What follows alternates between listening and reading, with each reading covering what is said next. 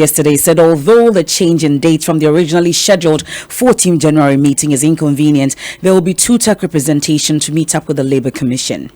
We made some headway and we are waiting. In fact, as I sit here now, it's past 6 o'clock, but I just had a letter that is indicating that we are supposed to meet tomorrow again at the Employment and Labour Ministry. And do you have any hope that this particular meeting, now you're going to meet the minister, would go a long way to getting you to call off the action? It's good to be hopeful. But Executive Secretary of the NLC, Ofosu Asamoah, is confident the teachers and administrators' grievances will be resolved when they meet the parties. To find that tomorrow and resolve it tomorrow. I don't think the strike should go beyond tomorrow. So that's an assurance you're giving that once you meet all sides tomorrow, the strike will be over? I'm sure the strike should be over.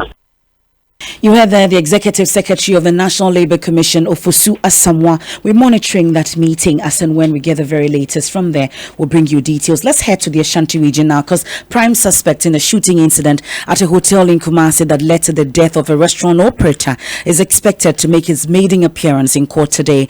Edwin Awoku, 42, is said to be a driver of the Bank of Ghana and will appear before the Asukwa District Court for the first time since his arrest on January 1.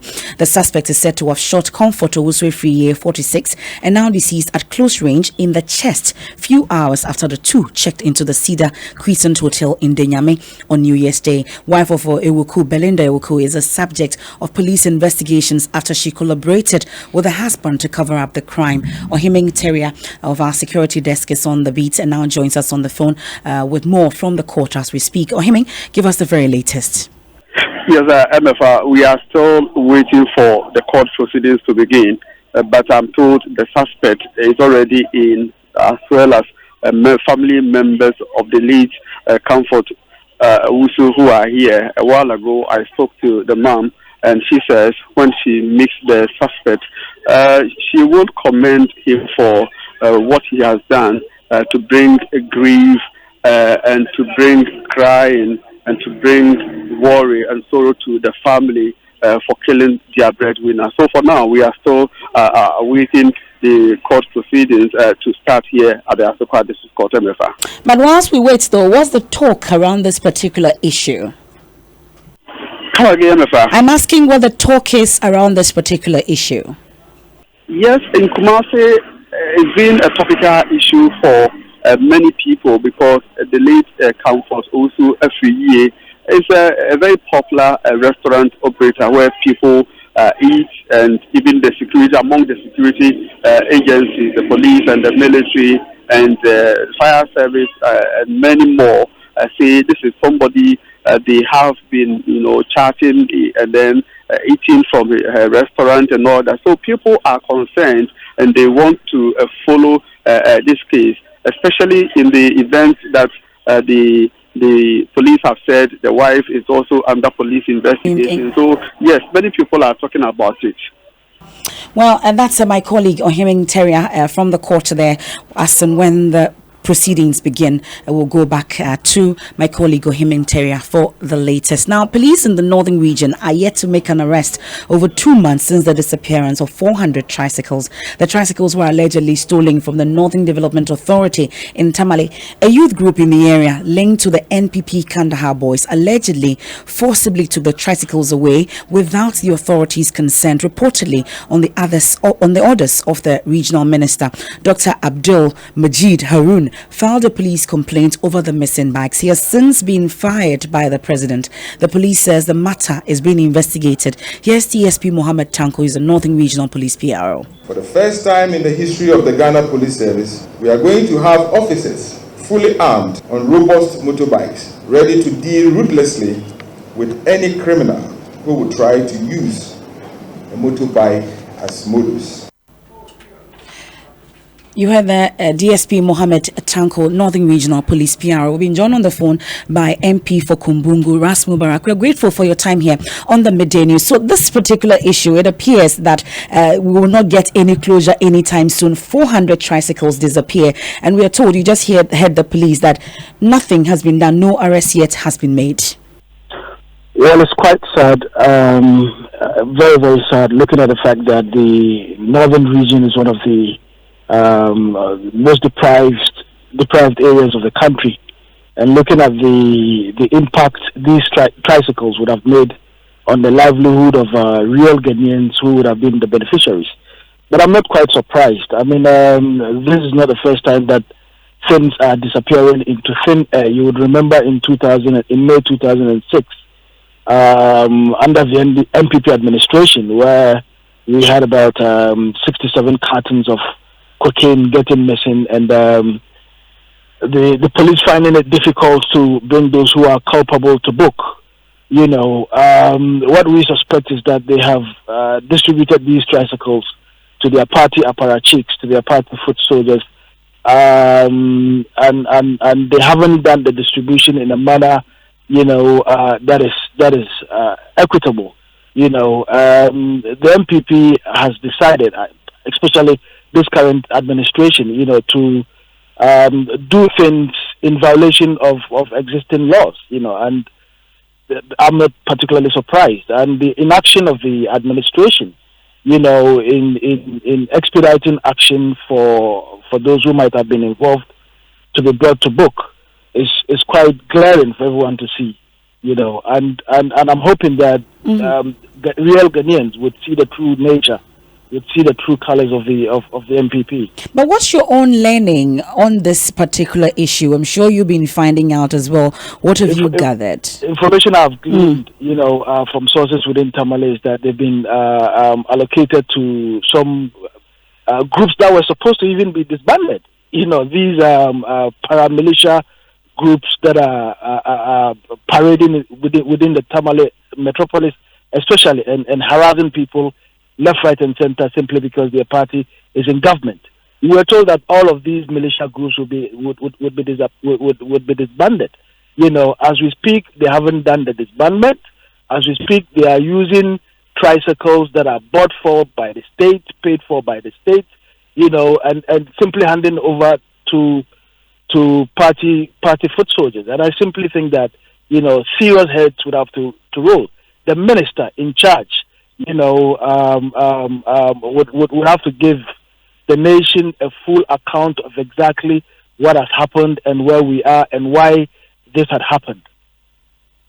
We'll leave it here for now. We're grateful for your time. That's Kumbungu MP Ras Mubarak with concerns about the missing 400 tricycles and why no arrest has been made just yet. But you've heard the police also say that investigations are still underway. Let's head to the courts now, because lawyers for coup suspect ACP Benjamin Agojo have today filed additional document to push for his bail. Now, the senior police officer was in November last year denied bail by an Accra High Court for fear of using his position and influence to interfere with investigations. But his lawyers, led by Martin Pebu, today filed a supplementary affidavit to support their earlier bail application. Senior State Attorney Hilda Craig told the court she was handicapped and needed more time to study the document as she received the application just this morning at the courtroom and couldn't respond orally. An Accra High Court, presided over by Justice Charles Eko Bading, has since adjourned the case to January 16, 2020. Now, at least 1,500 Ghanaian women are killed by cervical cancer each year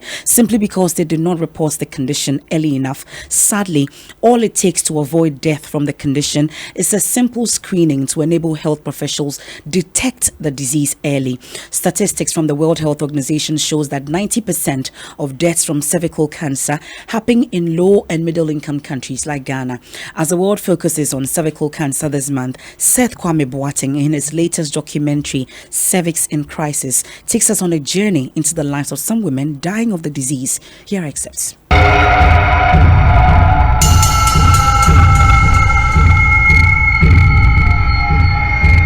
Women are the only target.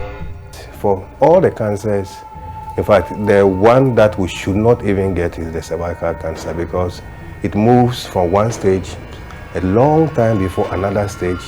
There's a long latency period before the cancer even occurs. Cervical cancer humiliates its victims. I never imagined cancer could cross my path one day. From what I am going through, I can tell you it is better to commit suicide. So you die fast than waiting for this cancer to hit you. It is a bad disease. You look at our waiting area, it can accommodate about 100 people. But if a patient who has an offensive discharge, one of them is sitting there, you cannot. The whole place is offensive. It eventually kills the unlucky ones. We lose about 1,500 women to cervical cancer every year. There hasn't been any presidential inquiry or governmental inquiry into it. There has never been any white paper issued on it. But these are women who are dying silently.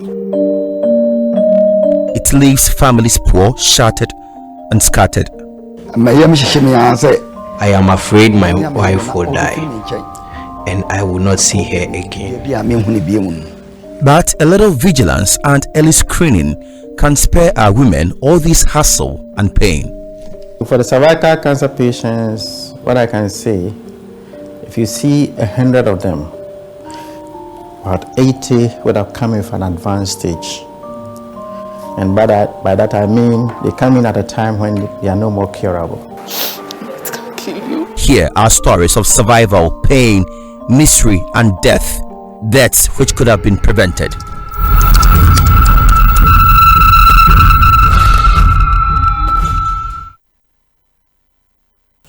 That's excerpts of Cervix in Crisis, a documentary put together by Seth Kwame Boateng. It will be airing soon. And they're still listening to the Midday News here on Joy 99.7 FM, brought to you by UMB Bank, UMB Speed Up, DigiBank, Let's Go, and Telesol 4G. Just a touch. We'll take a quick break. When we return, People's National Convention Chairman and former presidential candidate divided on Electoral Commission's decision to compile a new voters register. We'll hear live from its chairman. And also... Hey! Oh, clap your hands. It's an outpour of thanksgiving and praises to God as the multimedia group kick off celebrations to mark 25 years of broadcasting excellence. We'll hear from CEO of the company and the annual Prayer and Thanksgiving Prayer Fest 2020 currently underway. Unless the Lord builds the house, they labor in vain. Indeed, we feel blessed that our labor has not been in vain. 25 years of media excellence, 25 years of joyful experiences. So everyone says I'm a Kosia filler, but it's not like I'm nosy or go out to find out the latest filler. It's just that I get 50 megabytes of data free after paying for only the first minute of every call. And so I just keep discovering stuff minute after minute. That's how come I was minding my business, scrolling through my timeline, and I found out Coco has a new baby. Oh, and last week I learned Ken won the lottery. You see, Ken is my brother's friend. So hello, look who's about to roll with the rich and famous.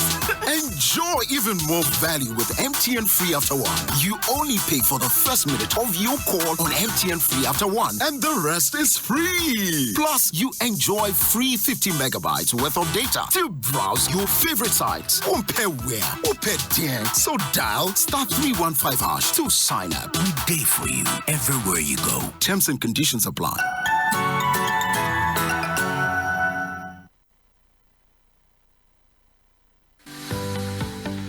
UMB was established in 1972 as the premier bank for the corporate and private sector in Ghana.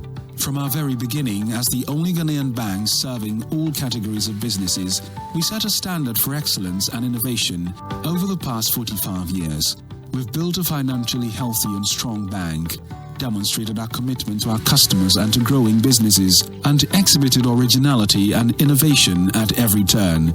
At UMB, our focus is built around people, service, products, and technology. These are the key to our present success and our future triumphs. At UMB, we're poised to make a difference not only with our customers, but also in the banking industry. We invite you to share in our future. Our future starts now with you. Thanks for staying with us here on the Midday News. Time for sports now. Hans Mensarando has the latest. And match day 3 of the Ghana Premier League resumes with a Saturday match between Liberty Professionals and table toppers Mediama Sporting Club at the Calrindolph Park. The Danzuman-based club come into this game on the back of 2 successive draws, and head coach David Oakley is confident that the side will get a positive result. So far, I think we've prepared well. And I'm expecting a positive result, nothing but a win. So I'm inviting all libertarians to come and enjoy the victory with us. We've done a lot, and this time I'm positive we are going to take the 3 points. Nothing but the 3 points tomorrow, and they shouldn't expect anything but a win. Other games on Sunday will see Accra Hearts of Oak battle for their first points of the season against Ebusian Dwarfs. Asante Kotoko will look to continue their perfect start to the season as they welcome Brekum Chelsea at the Baba Yara Sports Stadium. Elsewhere, Legon Cities FC will be after their first win as they travel to Daewoo Stadium to face fourth-placed Dreams FC. And that's your sports. And GFA, GBC, Star Times. It's brewing. Still raging. Of course, later tonight on First Take. I can't wait. I just can't wait for First Take tonight with you and the team. Now, it started as the first private radio station in Ghana, Joy 99.7 FM. 25 years on, the radio station has expanded with over 600 workers across 6 radio brands in Accra and Kumasi, 3 online brands, and Ghana's first 3 multi-channel television brand, Multi TV. As we celebrate 25 years of broadcasting, some of Ghana's great men have lauded the contribution of the multimedia group to Ghana's development. Here's chairman of the NDPC, Professor Stephen Adey. There was the trepidations when the government was opening up to the private media, but I think the Joy FM, along with institutions like the Peace FM, have justified City FM, and but you, to all your network, have justified the decision by this country to open the airspace to the private ones. You have done well, and I think that you should, your next 25 years should be better, and I hope this is a kickoff whereby we are going to focus on development issues and not make politics, who is shorter, who is bigger, who has that going to dominate. I think that you must continue and provide leadership in that way. Congratulations. Now, Chief Executive of the National Identification Authority and criminologist, Professor Ken Atefua, has also been sharing his fond memories of the group.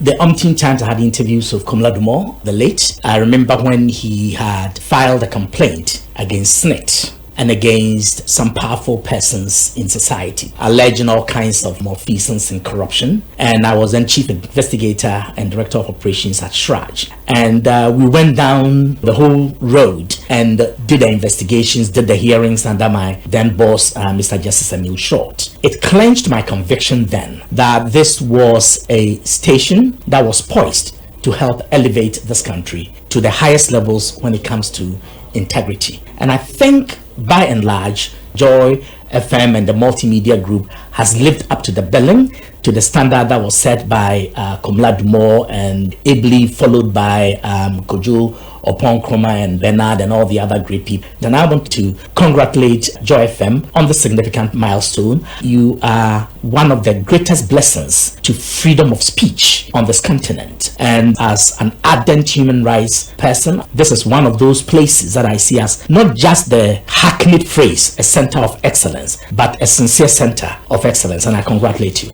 Chief Executive of the National Identification Authority, Professor Ken Atefua.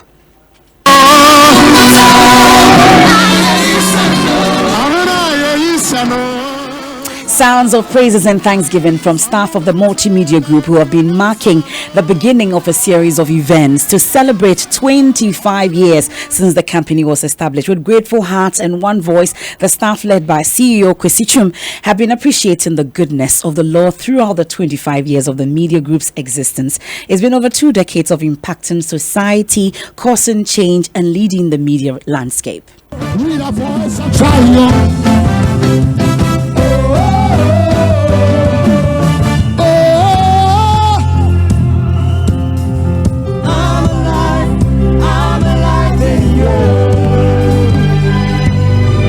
Resurrection power.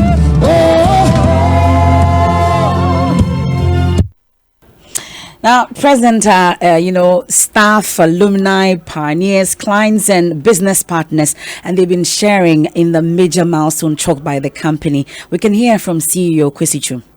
Unless the Lord builds the house, they labor in vain. Indeed, we feel blessed that our labor has not been in vain. 25 years of media excellence, 25 years of joyful experiences. I'm very sure you're asking, okay, what about some of the bad things that happened? But they're all joyful experiences. Yeah, this is nothing but the doing of the Lord. And I want to believe that it is marvelous in our eyes. So we're going to demonstrate that it's marvelous in our eyes.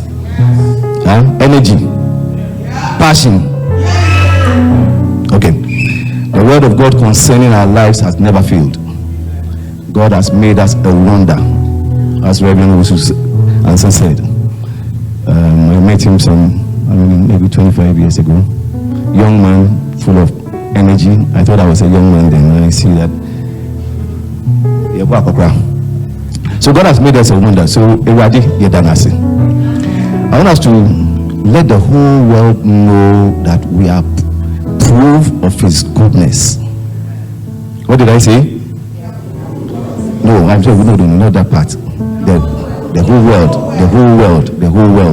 world would know that we are proof of God's goodness. When people look at us and say, this is a proof, this is evidence, living evidence of God's goodness. So when somebody says, this God, I don't know is good, say, look at me. I'm evidence of God's goodness. I'm proof of His goodness. Alright? So for the next few moments, I know some of you are celebrities, you have large fan base on social media, you have all your fans, and they call you that you are the best thing that happened after sliced bread. Yes, we have all that.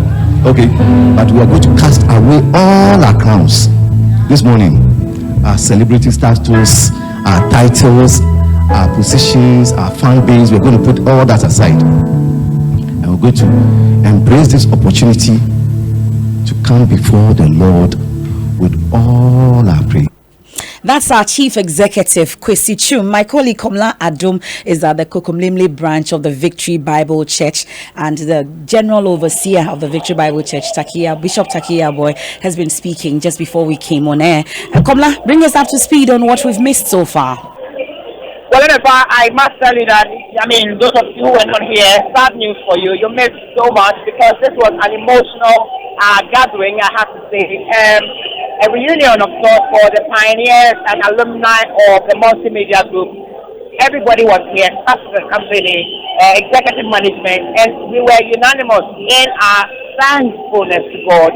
And just before we came on Bishop Takia Boy was preaching about the relevance of being thankful and being grateful for everything that God has done for the company. Because narrated an experience where 25 years ago he began preaching on Joy FM particularly, and through that he as a pastor and his church have had branches in Belgium and the Netherlands. So he does not take the Joy FM brand for granted.